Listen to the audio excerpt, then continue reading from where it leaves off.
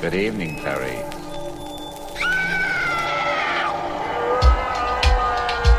I own a motel not too far from you, and you'd be welcome to spend the night in one of the empty rooms if you'd like. It burns! Oh, it burns! And I'm the devil.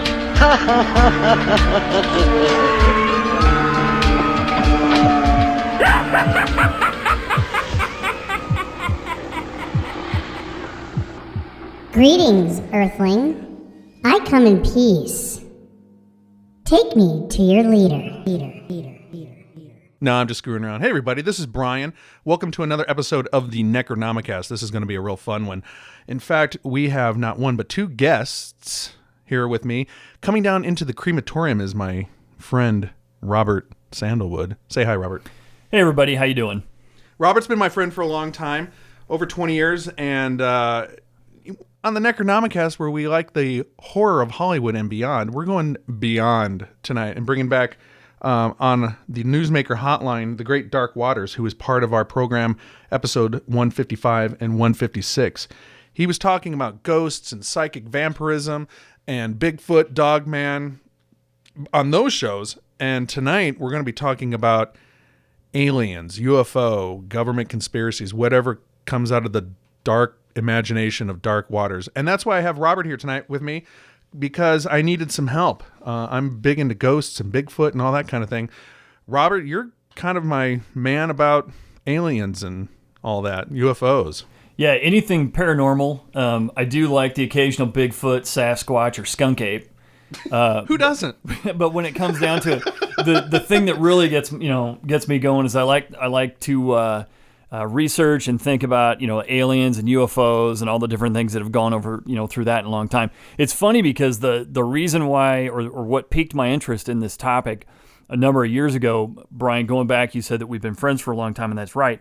And I would say it would probably be roughly 20 years ago when Brian actually introduced me to an overnight radio show where a guy in the desert would talk about these types of topics. And obviously I'm talking about Art Bell, who has recently passed. And I've spent many a night listening to his show and in recent years, Coast to Coast AM. And over time here lately, I guess maybe in the last, 3 to 5 years or so, I've really started to branch out and, enjoy all the different podcasts that are out there that are available. And every day it seems like somebody is bringing something new to the table. So there's a lot of options out there. Some are maybe my cup of tea and some are maybe not my cup of tea, but there's a lot of information out there. Obviously there's a boatload of stuff on the internet. And so this is a topic that's always been interesting to me. And it's one of those things where I don't think I'm necessarily a diehard believer, but I'm really interested to just see what's going on and who knows about it. What do we have with regards to technology? What's really going on? So I want to thank Brian and the folks at the Necronomicast for having this show. And then we'll be talking to Dark Waters here pretty soon. So, that'll be really interesting. I'm really looking forward to it. Should be a good time. I hope everybody has a good time on this episode and enjoys the topic. Yeah, well, I'm pleased as punch to have you down here in the crematorium. So we're going to dive into the world of Dark Waters.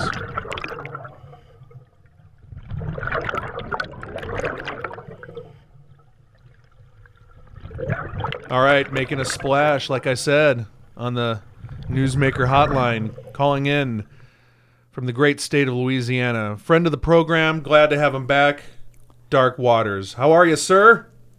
Oh, man, I'm fantastic. How about you? Doing good. I hear you got a little bit of weather going on there. I hope you're drying out, doing okay. Yeah, we're doing fine. It's about par for the course down here. Cars riding around, parting the Red Sea like they're Moses because the streets are flooded. And, a pillar of fire by night and a cloud by day. That's what's going on in New Orleans, man. The rains are coming. Well, right now, here in Omaha, we've got a wonderful blanket of stars, darkness over us as we talk here late at night. We're joined here by my friend Robert Sandalwood, and the topic tonight, we're going to be talking about some aliens, UFOs. I don't know if we're going to whip in some government conspiracy into the mix, but DW, what do you got to say? What do you got to say, man?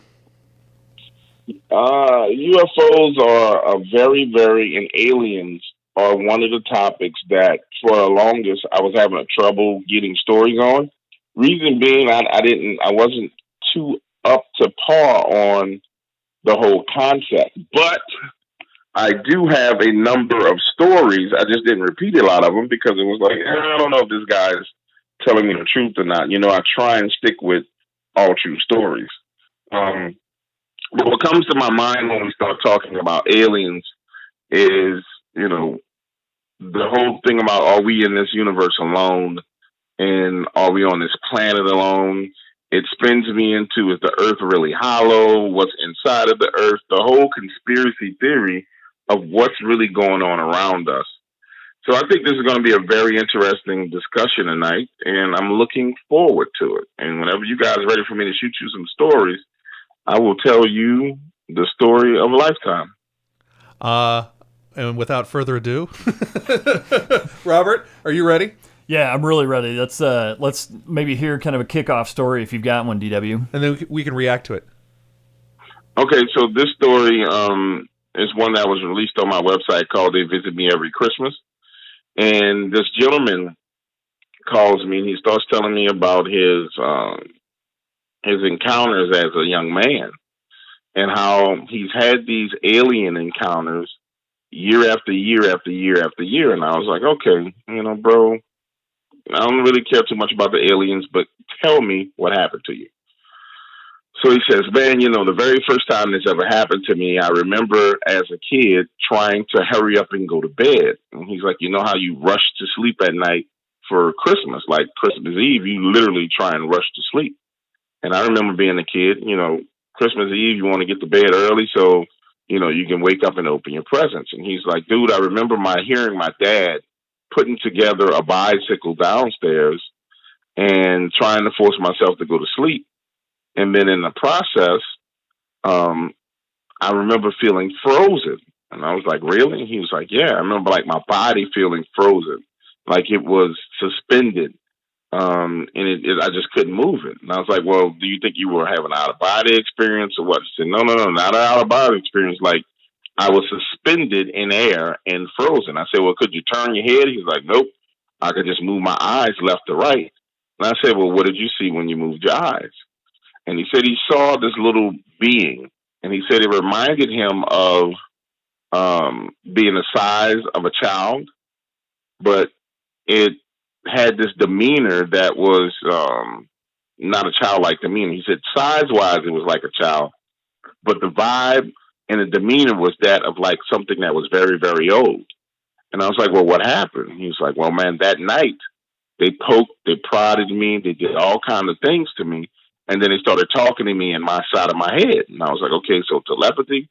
But he was like, dude, I don't know if it was telepathy or what it was, he said, I kept on saying to myself, why are you doing this to me? Thinking that it couldn't hear me. And then it answered him and it said, we're doing this to you because of what your great-great-grandson is going to do to us. And he was like, man, I didn't understand what it meant by my great-great-grandson is going to do something to him. And then they proceed to take a rod, he said like a metal rod, and shove it up his, not his, what's the part? His male, what's the best word? Urethra? Urethra, that's the word. I'm not going to make sure. Just stick it up his urethra. And he said he felt the sharpest, strongest pain he ever felt because it flashed hot and then it flashed cold. And he was like, man, it was the most painful thing I've ever experienced. He said, and then I passed out. The next morning I woke up and he was like, man, I wanted to tell somebody. So I told my dad, he didn't believe me. He said, I told my mom and she didn't believe me. And the next Christmas they came back and did the same thing. And after about 3 Christmases of him experiencing this, he finally told his mom. And so they take him to a hypnotist and they go back through regression of his memories. And he's telling his family in front of the hypnotist everything that he experienced and everything that he encountered and everything that these things told him. And from there, his family started moving him around because they figured it was something associated with the house. But no matter where they went, this thing was following him. And it made a point of showing up Christmas Eve. So that's one of the more scary alien encounter stories that I've heard. Now, I've had other stories where people talked about, them being abducted here locally in New Orleans. I mean, just they're there one minute, next minute they wake up and they're in their car on the other side of town. But that's nowhere near as scary as what a kid or a child would experience dealing with these entities. And I call them entities because I'm still on the fence about if they're really aliens or if they're something else.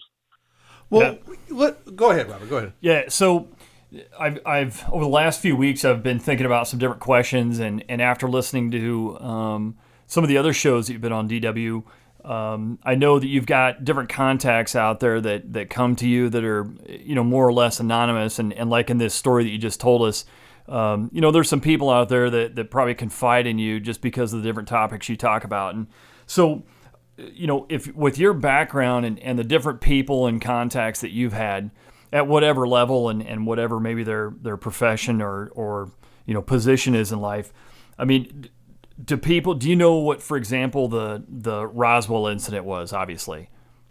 Yeah, I'm very familiar with the Roswell incident was. Yes. Okay, so within that, is that something that, from your knowledge and I guess from your resources, is that something that did that in fact happen? Was that an actual crashed, ship, and did we recover it? And that kind of thing. What's some of the perspective that you've got on that, if anything? To be honest with you, nobody's called me to talk about Roswell. So to touch on what you're talking about, I've had several sources that I call, I believe these guys are in the intelligence community, that have spoken to me about Bigfoot, Dogman, and some very, very old biblical things that are taking place. But, no one has really touched bases with me hardcore on the alien phenomenon. Nobody's contacted me and said, well, actually, I take that back. Someone has. And I didn't believe the guy. So I kind of, I brushed him off because he gave me the creeps. And I was like, this guy's bugging. But for the most part, nobody's contacted me and be like, hey, you want to know the truth about what aliens are? And here's this. And I had people say, you want to know the truth about Dogman? You want to know the truth about Bigfoot? Here's the information. Here's what you find. Here's what you go research. Blah, blah, blah, blah, blah. But the alien conspiracies and everything about aliens, nobody's really pushed that home to me yet. Now, as far as what I believe Roswell was a real crash. I believe that we have technology as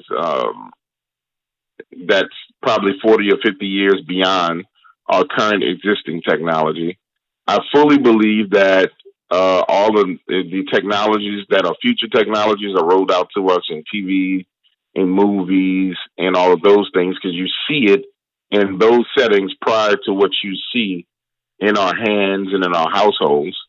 Do you think, DW, that a lot of that technology would have come from possibly an alien type scenario or an extraterrestrial type scenario that we received that technology either from a crashed entity or wherever it came from? But do you think that that's partly where that stuff's coming from? Because if you think about the way that technology has advanced over the last 3 to 4 decades, I mean, it's exponentially speeding up and speeding up and speeding up, and miniaturizing at a crazy pace. Do you think that some of those things are very possibly coming from some of these extraterrestrial events that may or may not have occurred? Yes and no. And I've said 1,000 times that I'm going to be much more brave. And so I ask that God allow me to use his words, and I'm going to just open the floor and tell you what I really think, because I think too many times I hold back what I really think and what I'm really knowledgeable about. So let's start here. The Nazis were known for doing rituals and seances where they contacted off-world entities, and those entities taught them high levels of technology, mathematics, and science. That's well documented. If you go back, everyone knows that Hitler and his crew were heavy occultists, right, and deep into that. Now, what it tells us is that they've been communicating with some type of off-world being. So if you go back to those days, There are photographs that have been declassified of them having spacecrafts and all kind of crazy stuff. All that stuff is declassified, where you can look it up. So what it says to me is the real question is, what are these entities and where do they come from? Are they actual aliens? Or are they something posing as aliens? I rest on the side that this is something that's posing as an alien.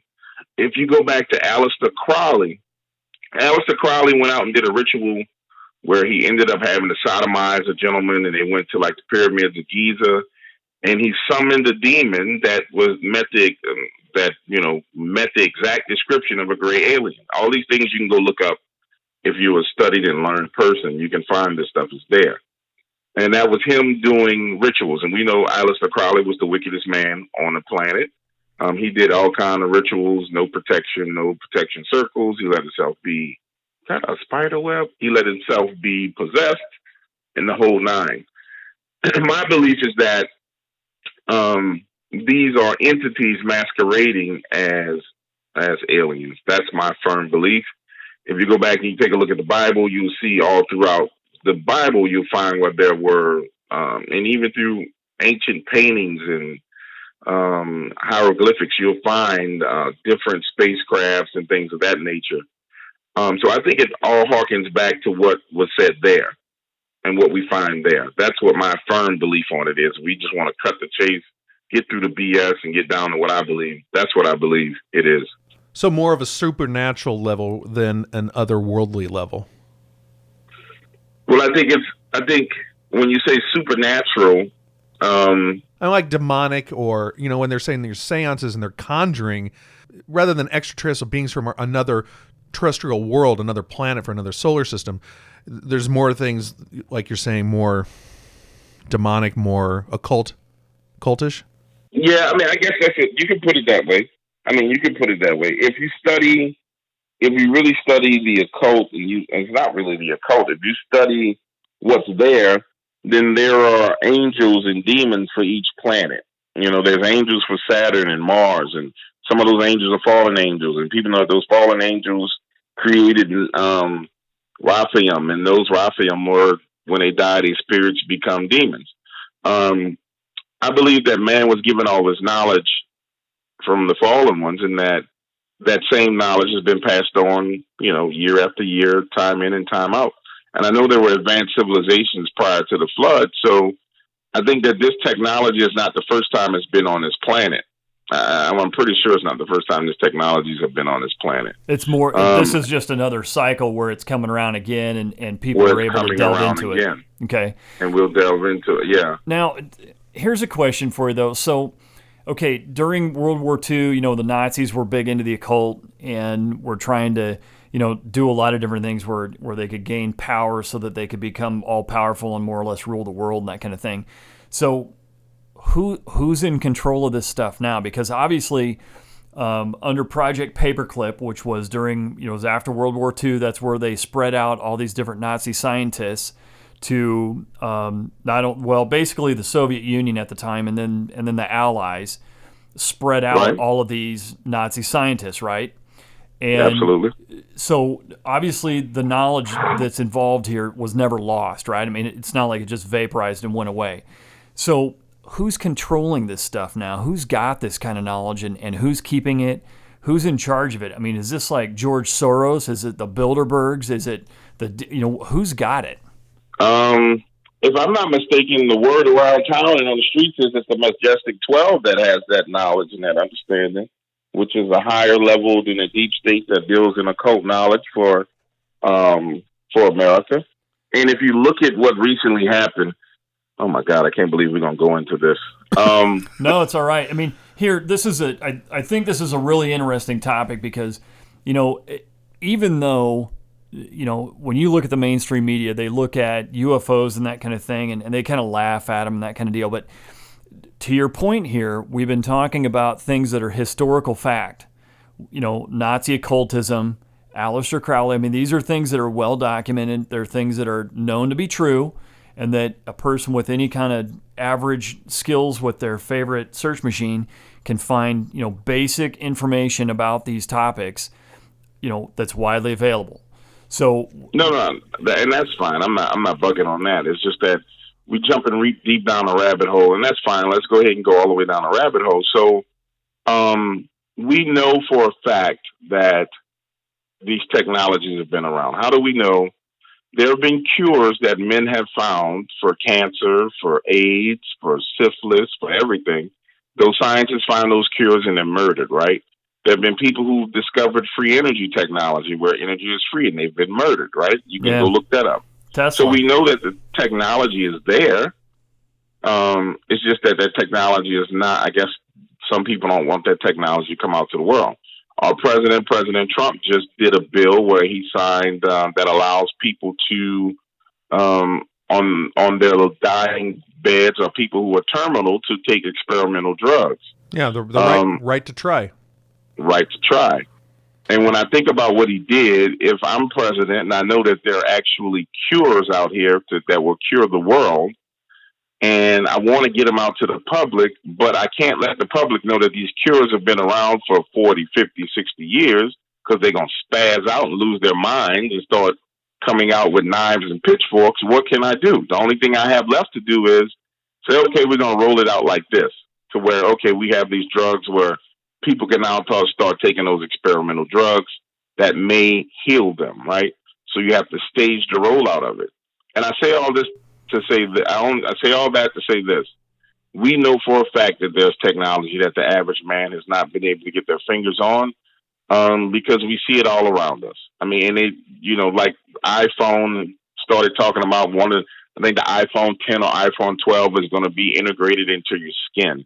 If you look, you can see where there's a soft silver that can be molded and printed on your skin, where you can get a circuit board printed onto your skin, where you can actually have a circuit on your skin where there's you can meld with and mold with electronics. And so it's there. DW, correct me if I'm wrong on that. It's powered by your biological electrics. Is that right? Absolutely. So what we see is the technology in front of us. Is just that we don't pay attention to it. So what you're being shown right now, technology-wise, is is just a small smidgen of what's available.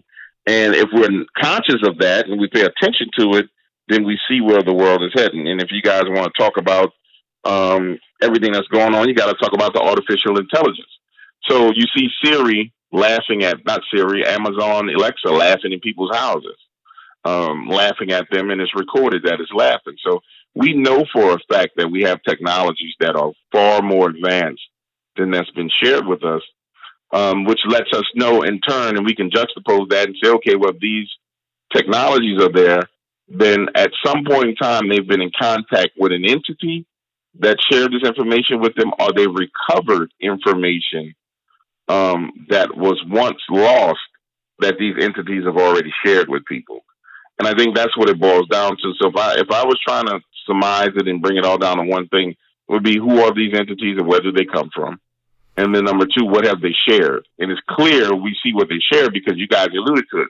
Over the past 4 decades, we've seen such an explosion in technology. So we would go back a couple of decades to find out what was going on, and that should take us right about the time what we were talking about, I would even say, for me, that there's a third question, too. If there's these entities, what are they? The technology they're sharing, you said in the second question. The third one would be, for me, why are they sharing it with us? And is there it sounds weird because we're really going far out here, and I love it. But, I mean, why are they sharing it with us? What do they have to gain from sharing with us? And who are the ones that are selected to be shared with? It's just so... it's just blowing my mind, these conspiracies or these different secret societies. And you guys mentioned something just a minute ago. I didn't know what the hell you were talking about. Majestic 12. I don't even know what that is. Who? DW, do you want to explain what that is? I know what it is, and I can walk through the very high level. I really don't want to go. I really don't want to keep on repeating that one, bro. I really don't. I don't even know what it is. Don't. Well, here at a very high level, the basic knowledge about it is that it's a group of people, high-level government people, that was built, or it was put together back in the 50s, DW? The 50s. 50s or so. and it was basically the people that were in the government that had control over, okay, this alien tech or this alien contact. They're the ones that more or less were the steering committee. Okay, they're the wranglers of what's going on there. Apparently. All right. Well, okay, that's good. That's good to know. It can also be, a lot of people will call it MJ-12. There's Majestic 12 or Magic 12. Okay. So there's a number of different ways that it can go. You know, and we've talked about Dogman and Bigfoot and things like this before, and I think on our show you said that, or somebody said, I don't want to put words in your mouth, but we were talking about Dogman was experimental, it was weaponized this and that, and the government is doing this and that. And it's just so crazy that there would be like this upper level society pulling the strings and making deals maybe with somebody from another planet or with, you know, this is just really mind-boggling to say the least, you know. But that's always been the case, that the elites have tried their best to rule over the quote-unquote peasants. I mean, and you go all throughout the Bible, it's been the same way. You go all throughout history, it's always been the same way. The elites have always tried to consolidate power and consolidate knowledge. You have to remember the Bible itself, the gentleman who translated the Bible from Latin to English, excuse me, he was murdered for it because they didn't want the peasants to have the Bible in a language where they all can understand it. So the knowledge that's been vital knowledge to the survival of the majority of mankind has always been hidden from them. Yeah. That's why it takes for you to seek out this information. That's why earlier you guys were talking about the mainstream media. That's why they're dying now, is because the people's hunger for knowledge is beyond what they provide. And now there's a mechanism where a person has a supercomputer in their hand that they can find out the truth about anything. So, you know, pick, for example, Don Lemon, who I can't stand. He can say something on CNN, and somebody can say, oh, let me see if he's telling the truth, and there's 40 other sources to compare to his information, and now you can make an educated decision. The difference is, now that that's there, people can actually make up their minds. So people can listen to this interview, and they can say, well, I think DW was playing about Aleister Crowley summoning a demon. I forgot the demon's name, Ikiyad or something crazy like that, but you can go look it up and see that he summoned that demon, and he went to the pyramids of Giza to do it. And you can look up all that information. So the information is readily available, and I think the people are ready for that knowledge. And as that knowledge gets out and people start getting greater understanding, I think there's going to be a great awakening. It's dangerous, but it's also a great thing. You know, it's dangerous because you never know how people are going to react to this. And just for example, the slow roll of alien disclosure that's going on right now, where now all of a sudden we're seeing, a U.S. aircraft carrier has an encounter with a UFO. Yeah. That's from the Stars Academy guys with Tom DeLonge, correct? Yeah. So 10 years ago, you talked about a UFO, you were kook. Now all of a sudden, you know, you got Air Force pilots showing videos, and you got naval carriers showing videos. Okay, so what changed? What happened? Why is this rolling out now? What's coming down the pipeline? What scares me. Do you think it's to condition and get people ready for the inevitable release of yes, we're not alone, or something like that? You know, like we're starting to prime people for that. I mean, it could be, but I think the average person understands that there's no way we could be alone. You know what I'm saying? Like what logical person says, okay, let me look at all these stars in the sky. Let me have any knowledge of astrology from a 8th grade level and above and know about planets and galaxies and black holes. There's no person that can think that we're alone in this universe. You know what I'm saying? Like, so sometimes I don't understand why they don't just tell the truth to people. There's no one that should think that. You know, I'm like, if you think that, then like, come on, man, you bumped your head. You really did bump your head. Yeah. I mean, I understand where you're going with that. Just even the other day, they had a press conference where NASA said that there was building blocks, or there was conditions favorable for biological materials on Mars. On Mars, right. Yeah. Right. You know, I mean, yeah, the odds are very much in the favor of there being life on other planets. I totally accept that without question. My point is, You know, and it goes back to even like when we were talking, you know, sorry to bring him back into it, but Bigfoot. You know, there is so much evidence for hundreds and hundreds of years, eyewitness testimony, this, that, and other thing. But the government is hiding it, much like they're hiding, you know, these entities, like you call them, or aliens, or extraterrestrial activity, or crashes, or Starman. You know. You know, one thing that I've started to think about here after listening to more topics around, you know, the Bigfoot phenomenon, that kind of thing, thanks to Brian, is, are we really almost confusing, or should we just combine the thought that realistically we're looking at not only extraterrestrial or from another planet type entities? Are we confusing that, or should we just start mixing it with other dimensions? You know, is this something where, you know, like on the Bigfoot side of things, one thing that, you know, that's kind of crossed my mind, and I'm sure I'm not the only one, is, you know, why don't we have any bodies or any, you know, that kind of physical proof kind of thing? And it makes me wonder if that's a type of entity, a Bigfoot is a type of entity that has the ability to move in and out of dimensions that are right on top of each other. You know, and just to make everything easy, maybe if one of them dies, it defaults back to its normal home dimension, for example, right? So you'd never really be able to have one in our dimension. Well, I wonder if you know, when we talk about ETs or extraterrestrials and this type of thing, realistically, are we just looking at an entity that's able to occupy the same physical space that we've got, but yet it's from a different dimension, and so, you know, we don't see it even though it might be sitting right next to you. And I wonder if over time, you know, your Nikola Teslas and those type of people have been able to more or less discover that this kind of extra dimensional type situation is going on. And, you know, they got to roll that out pretty slow, because I think that, you know, you mentioned free energy, DW, and that's a pretty big topic, considering how much of the world runs on, you know, energy is really one of the biggest commodities we have on this planet, you know, and if you were able to get free energy, you know, that makes me wonder if, you know, obviously they're slow rolling this, because that's going to change the entire paradigm of our planet if free energy is out there, for example. Yeah, well, whether it's inter or extra dimensional entities, or whether it's an actual alien entity that traveled from Jupiter to Earth, if there's someone traveling through space, then you know for a fact you can't travel through space with fossil fuels, because you won't make it. So there has to be some form of free energy out there, a free power that they're going to use, or some advanced power mechanism, because that has to be readily available somewhere. If we're talking about extra or interdimensional entities, that does make sense. We know for a fact in the paranormal world that people who can see beyond the veil see what's right in front of them, which is also hidden from them.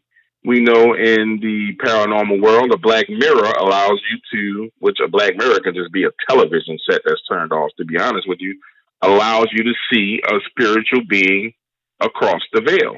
So if those things are able to exist right in front of us, right around us, spirits, ghosts, demons, that's very much so well documented, right? We know that's beyond well documented, ghosts, demons. I think that it's only plausible to believe that some of these other entities could be the same thing. I mean, I think one of the things I think we get into in this field too much is we know too damn much. You know what I'm saying? We are certain about things that we shouldn't be certain about. And that's one thing I'm committed to doing, is saying, okay, you know, I'm open to all things. I have my theories, but I am open to evolving in those theories and someone changing my mind. And I think as we do that as a whole, as the voices and the, the influencers in this field, open ourselves to other ideas and concepts, I think we'll evolve and we'll find our way to the truth. That's why I love these conversations, although they are frightening, because you start dibbling and dabbling in things that really get you on the radar. For example, most of the influencers don't know that there are computers that are dedicated, not people, but computers that are dedicated to listening to these shows and these podcasts. and transcribing these shows and podcasts for words. That's something I know for a fact. I've been warned of several times. And we don't know that because we're not aware of that. But that's just something that we should know and we should be aware of, that there's dedicated computers to listening to what we say, which in turns, when I was told that, let me know that what we were saying was extremely significant, very, very much so significant that it needed to be watched. You know what I'm saying? So it's one of those things to where we're clearly hitting on truth. We just don't have the whole truth, you know? And I'm not the person that's running out screaming, oh my God, we got to get down to the bottom of everything. You know, I'm not trying to burn down the rafters, and I'm not that guy. But at the end of the day, it's inevitable that we get to that point. It's the evolution of what we're doing. And I think as a whole, as a group of influencers, that's the direction we're headed. And it's a good direction that if we're all going in the same direction, it's good, because then it's like, okay, I can't just bust one of them across the head and dump them in a river, because everybody's heading that direction. So it's something that has to be respected. But when one person gets out there ahead of the bunch, then yeah, they get clipped, you know? Yeah, and it almost seems like everything's just inevitable, because like with that first story, going back to that you taught us, you're teaching us a lesson here, that you told us about the entity confronting the child and saying, we're doing this because of your great great grandson. You know, which blew the kid's mind. He didn't even know what they were talking about, you said. So like this whole spiral almost seems like it's inevitable, that we're just heading that way, and there's nothing, it's already, or in the time continuum, it's already happened, and we're just living through it, I guess. No, absolutely. Absolutely. And that's the beauty of it. I personally believe that there's so much knowledge that's hidden from us at this point in time, that certain people, select people, have access to, that if we knew it, I think we as Art Bell would say, the kingdom of Nye, we as the kingdom of Nye would be empowered and unstoppable. You know, the kingdom of peasants would be unstoppable if we knew what the elites knew. And that's why they go through so much trouble not to share it with us. Are the elites human? I mean, that's a good question, bro. I mean, I watch some of these people that are elites and they act like they non-humans. They really do, but that I don't know. That I don't know. I believe, though, that some of them are definitely under very strong influences of different, what I would say is demonic forces, because some of the stuff that we've seen come out, if you're a person that really, really follows the news and follows the things that are going on, the people covering up child trafficking all over the United States and all over the world, and child trafficking not necessarily meaning just moving kids, but putting kids in cages and ritually abusing them. No person in their right mind does that. You know what I'm saying? No person with a just mind does that. So I think some of these people are under some very, very dark influences. Yeah. For sure. Now, you know, that's something we can definitely say for sure. Hey, I wanted to kind of steer us back to a little bit more of the ET situation and you know, even the government cover-up kind of thing a little bit. What do you know from your contacts about Area 51 in Nevada, or S4? There's been a lot of information, and heck, I think just it wasn't too long ago is when they actually admitted that it even exists, even though we've got satellite photos, you know, on Google Maps and that kind of thing of it. Do you have any information on at a high level, if you need to, like what's going on? No, nothing on Area 51 at all. Okay.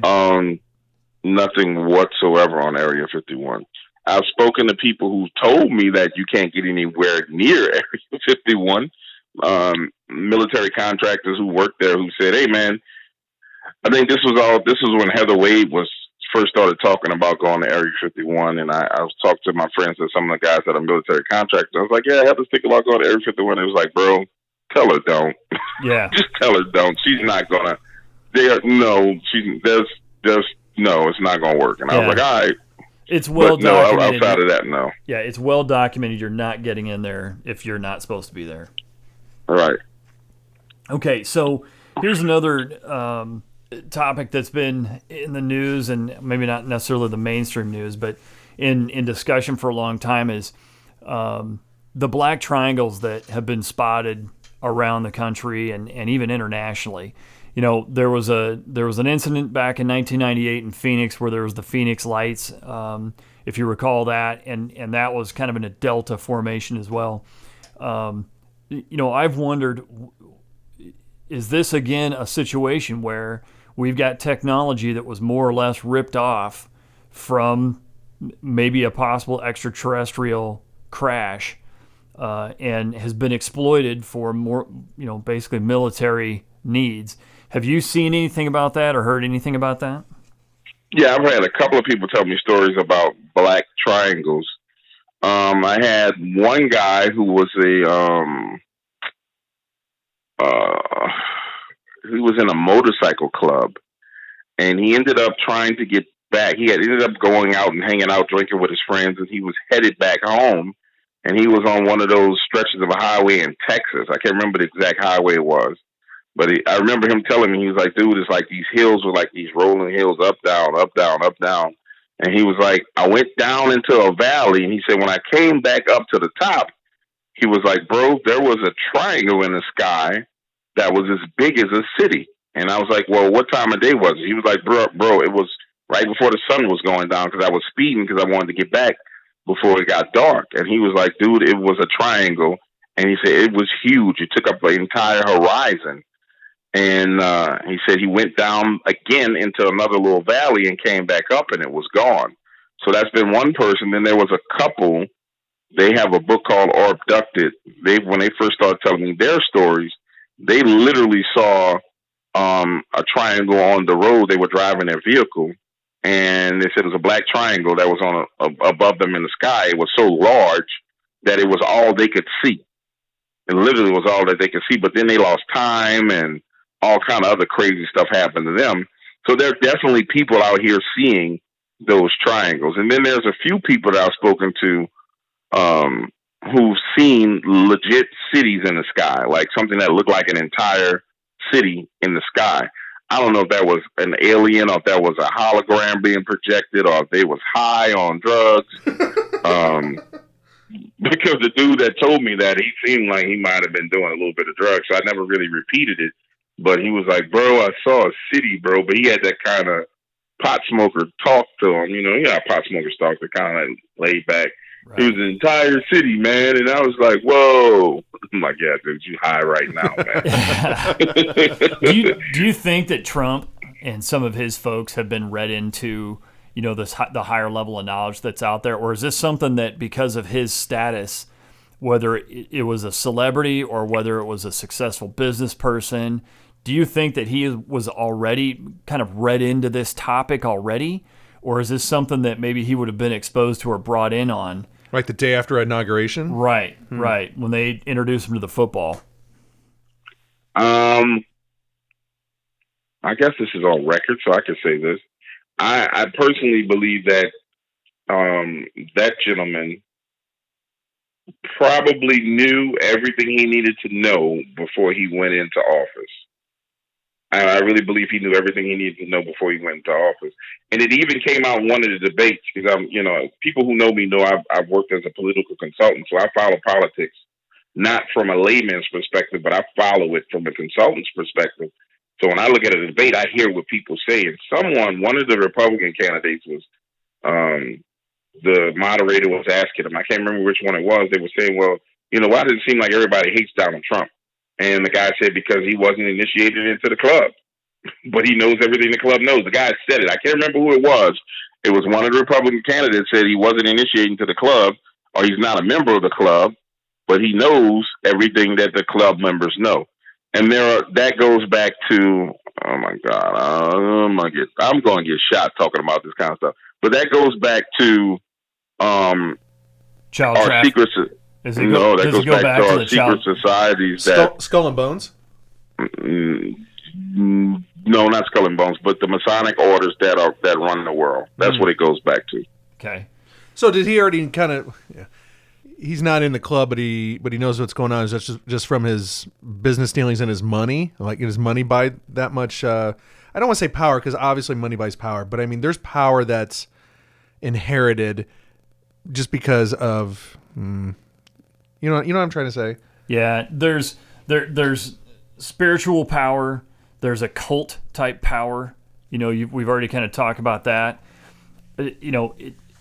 I think within his realm of contacts, because he's been a major TV celebrity, right?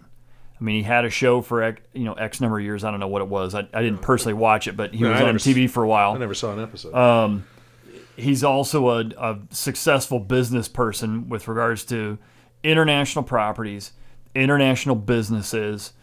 And I mean, this is the type of person that's going to have contact face to face many times with some very, very powerful people on the planet, very rich, very influential people. And so it makes sense that over time, he's going to be in situations where he's going to get just a little drip of information here, another drip over here, and over time, over the years, you put a few things together, and a quote saying, he's not been initiated into the club, but yet he knows everything. You can understand over time how that would possibly come to be. Yeah, but also you have to understand and consider the bloodlines that are involved in everything. Everything that we see in front of us is based on bloodlines, and bloodlines going back to the bloodline of David.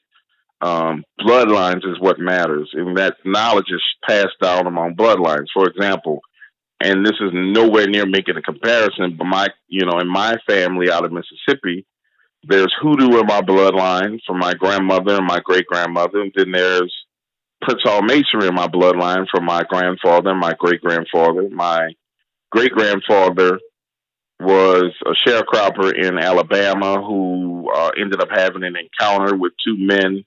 He ended up having to kill one of them, kill the white man, and he ended up having to flee Alabama. And I'm telling all my business, so people be able to find me, and had to move to Mississippi, change his last name, and became a preacher, and then joined the Masonic Order, the Black Masonic Order. And so some of the knowledge that he passed down to my grandfather was passed down to my father, which was passed down to me. And so what happens is with bloodlines pass down information. So it's the Donald Trump bloodline that you need to look at if you want to find out where he got his information from. Look at his father and what his father was doing. And I think that will tell you what he is and what propels him to be who he is. And if you look at any president, it's the same thing. Look at George Bush and his father. You know what I'm saying?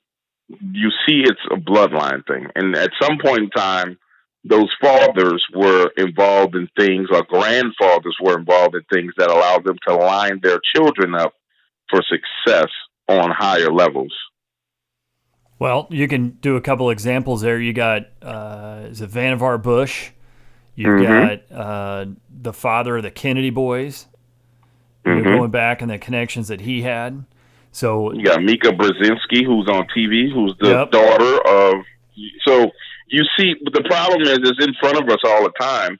It's just that the average person doesn't pay attention to it because they're busy. They're busy watching LeBron James get swept in the finals and then say it was his hand is the reason why he got swept. You know what I'm saying? They're busy watching Drake and Pusha T beef and rap.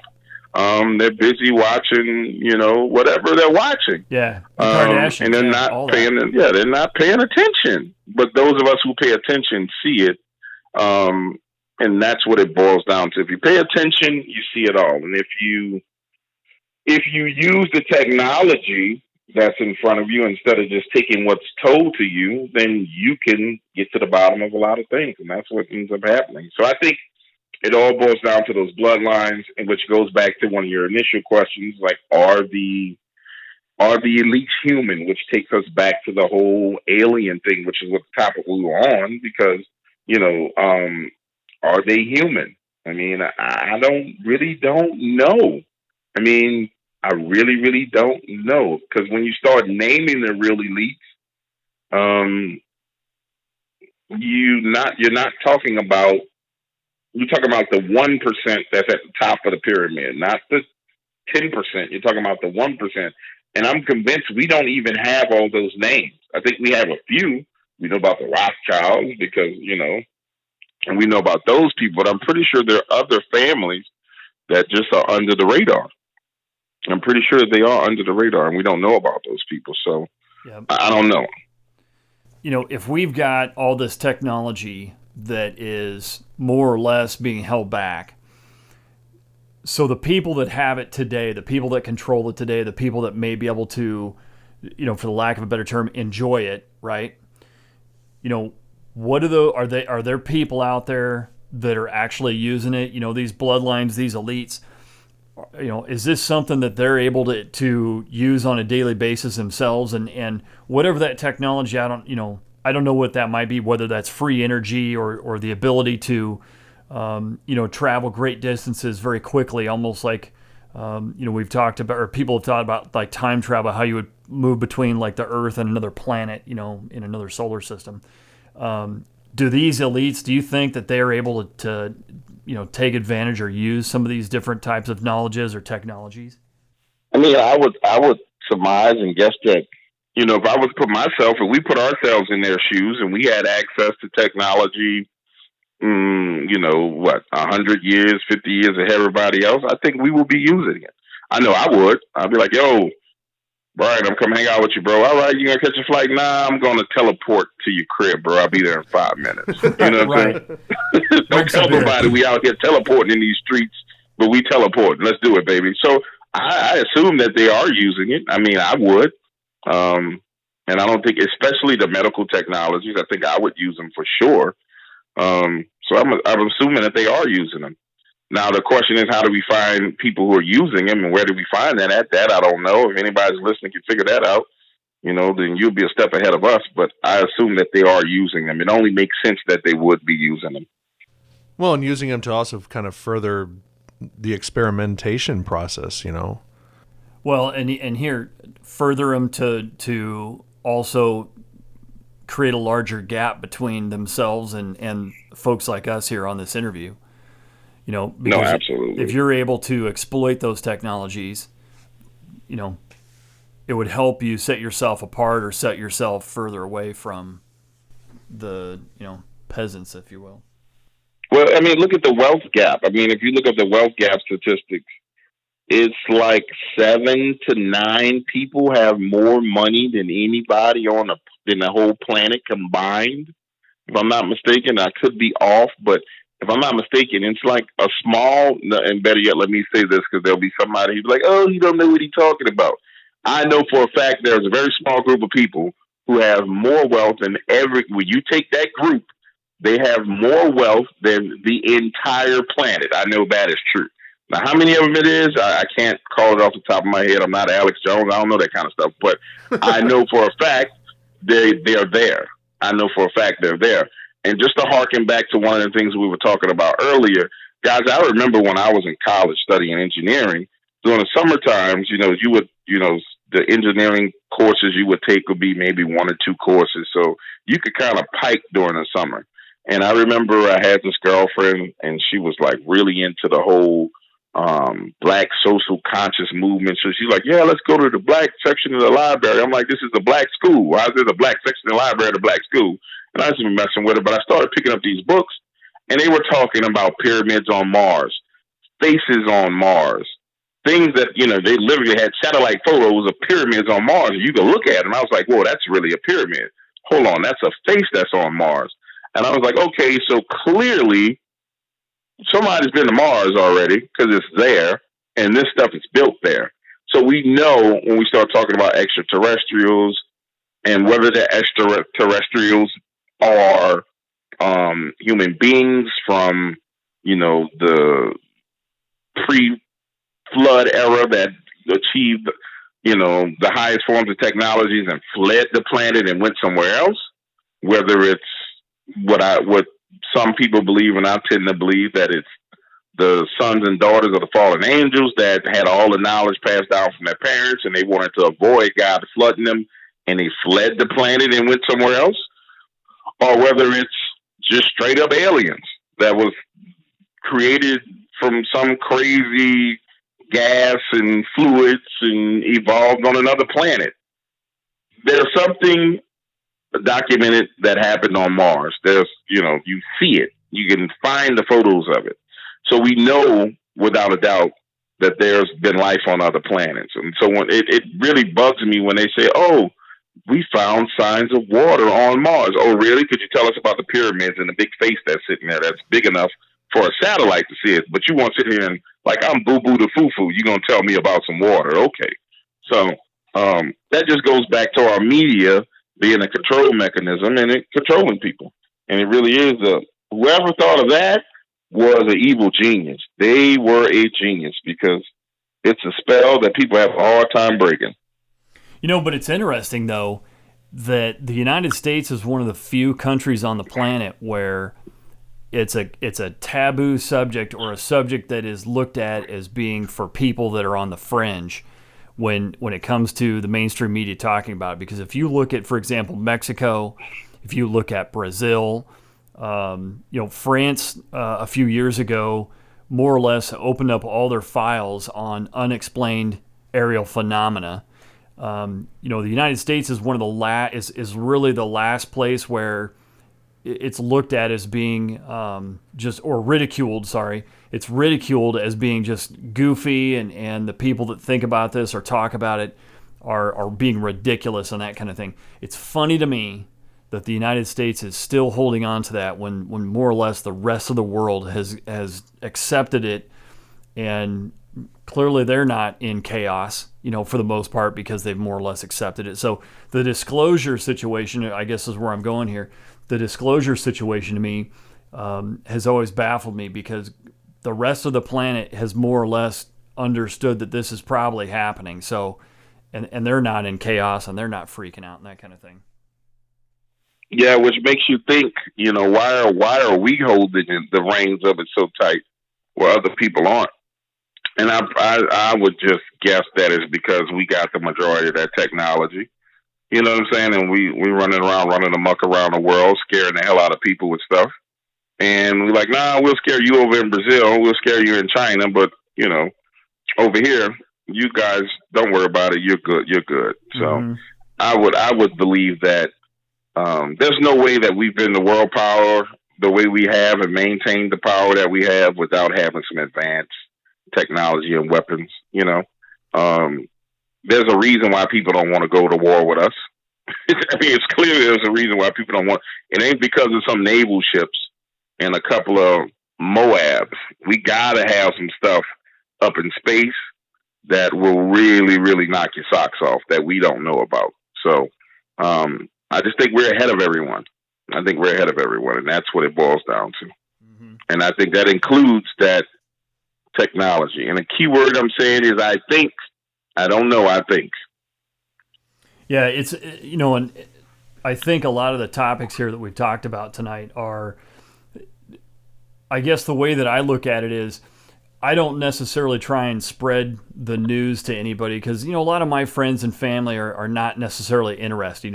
They're thinking about other things like LeBron James and that kind of thing. But it's something that, for me, my curiosity is piqued about it because I think it's an interesting subject. And even if you strip off the whole elites controlling people and the occult stuff, my curiosity is piqued simply because if this was to, if ETs were from another planet, say, and it was to be acknowledged and more or less proven in broad daylight, that would be one of the biggest turning points for mankind or history in our modern age or post-flood, if you will. So that's one of the things that really piques my interest is understanding the gravity of this. And you know what? I think it's a topic that people have to come to it themselves. I don't think it's something that you can convert somebody, if you will, or you can't try and convince somebody. I think it's something that's heavy enough, that's so spiritual and gets into your basic soul that a person has to come to it on their own rather than being convinced or something to that effect. No, I agree with you on that. And that's what it really is. That's what most knowledge, you have to seek that knowledge out in order to learn it. And the only way you really know to seek it is if you had, and this is why what we do is so important.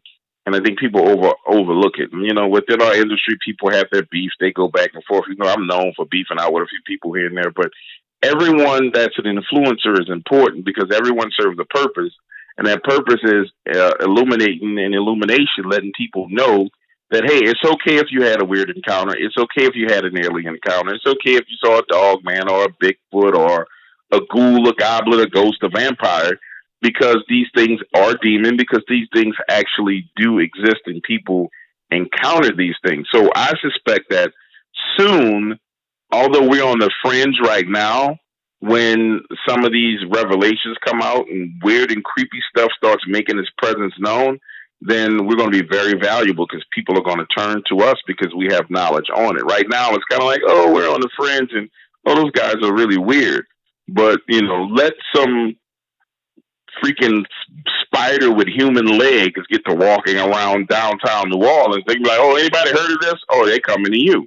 Let Bigfoot show itself broad daylight, then who are they going to turn to? They're going to turn to people who know about it. So I think our role is important in this, and sometimes we just we don't understand how the pieces of the puzzle fit together because clearly something's coming.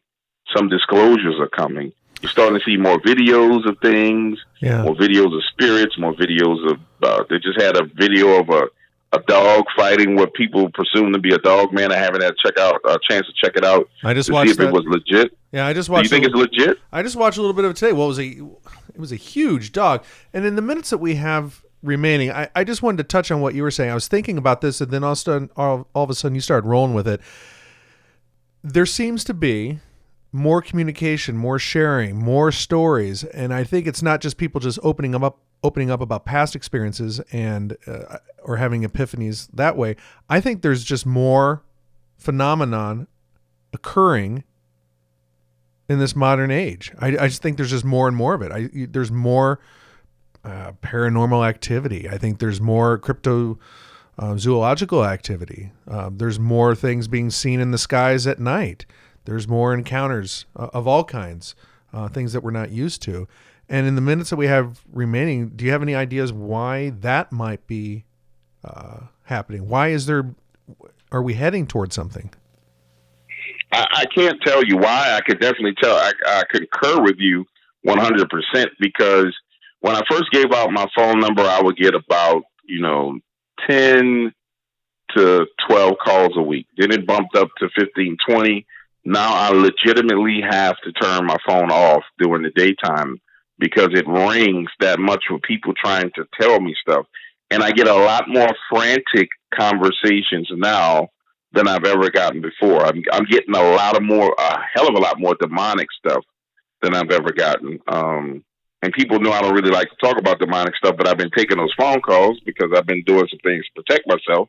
But I take those phone calls now, and it's a huge spike in that activity. There's a spike in that. There's a spike in Dogman, and there's a consistent Bigfoot encounters. I mean, over and over and over and over and over again. That Bigfoot is out roaming the streets like he a Crip or a Blood or something out here in the woods, just hanging out, gang banging. That's what he's doing. So I think there's an increase. Why? I don't know. And that's where I want to encourage everyone. We need to, as the influencers, I think we're going to need to pull in some guests that are that have that knowledge, whether it be biblical knowledge like a Steve Quayle or whether it's biological knowledge. We need to start bringing those bigger names into our field that can help us get some of these answers. Because the way I see it is this: we are kind of like scribes, and we are the people who are just taking down the encounters. Mm-hmm. But someone has to have the ability to interpret and tell us what it really means. You know what I'm saying? It's the bigger picture, the 30,000 foot view of what's going on. We got the 1,000, 10,000 foot view of what's going on. We need somebody who can give us the bigger picture and take the pieces of this puzzle and put them together for us. And I think once we get that infused into our industry and infused into our field, I think we'll really be cooking with grease. And so I encourage you guys, man, let's try and get some of those people into the mix and into the fold because they're there. They're right there in front of us. Whether it's people talking about transhumanism, fallen angels, and the occult and how those, demonic forces influence politics. The people are there. It's just that we're two different sides of a coin where we really need to be one side of a coin. There's no turning back now, Dark Waters. No going back. Can't be the same. All right. Well, we're going to close out this portion of the show. Just want to point out that Dark Waters, the king of internet horror, you can find him at IamDarkWaters.com. He was on the Necronomicast back on episodes 155, 156. If you want to, if you're just picking up this show and you want to go back and listen to him, he's also, you can find him. He was on Coast to Coast. He's been on all the big shows, and we're so lucky to have him. I'm so excited to have Mr. Sandalwood. Robert, thanks for stopping by as well. The crematorium here. Dark Wars, anything you want to plug coming up on your website or something up on your subscription service that people should be excited about? Yeah, I'm getting ready to release a true story album called Inhumans. Great story about some gentlemen who've been sharing information with me. They've been hunting cryptids and they've been detailing their experiences. If you want to hear something magical, there's a couple of those albums that you should really take a listen to. You can get them for like $1.99, and it's great. It's at IamDarkWaters.com. That will be dropping Friday. The remaining portion of it will drop Friday. So check it out. So Friday, as in a couple days after we record this. Yeah. Okay, so avid Necronomicast listeners, they're available now because we're putting this show out around Independence Day. So you can go to I Am Dark Waters and you can get these things that he's releasing right now. High quality audio, high quality production, high quality talent, right here. Dark Waters, once again, you provide nightmare fuel, my friend. That's what I'm here for. Super excited to have you on the show once again, and we look forward to having another conversation with you. Maybe we've done the Bigfoot Dogman. Now we've done government alien conspiracy theories. We'll have to do something about ghosts or something. Let's do demons next time. Let's jump off into real scary stuff next Lord, one. But that one, Lord have mercy. We're going to need to do some prayer before we start that one. Because you know what happened last time. And, let's do some prayer before we do that. But let's jump into that. All right, that sounds like a winner. So, everybody, you've been listening to the Necronomicast. On behalf of our co-hosts, Wayne, Lori, Zip, and Doug, this is Brian, along with Dark Waters, Robert Sandalwood. Thank you for listening.